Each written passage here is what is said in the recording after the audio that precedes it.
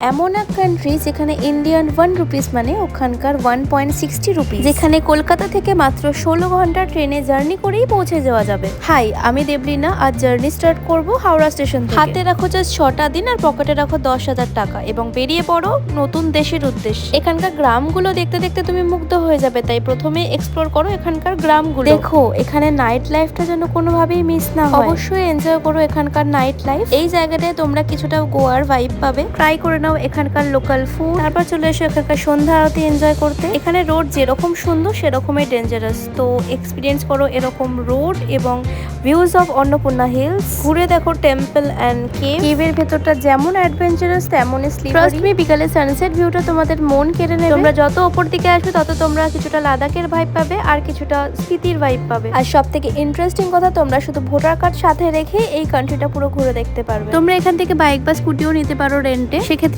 অনেক সাবধানতার সাথে গাড়ি চালাতে হবে, কারণ রাস্তা তোমরা দেখতেই পাচ্ছ অনেকটাই খারাপ। আমরা অবশ্য গেছিলাম ওদের নিউ ইয়ারের সময়, তাই পুরো দেশটাই এরকম উৎসবে মেতেছিল। পুরো ডিটেলস নিয়ে খুব তাড়াতাড়ি আসছি আমার লং ভিডিওটা। সবার আগে সামনে পেতে সাবস্ক্রাইব করে দাও travel with Dev. Till then, bye by.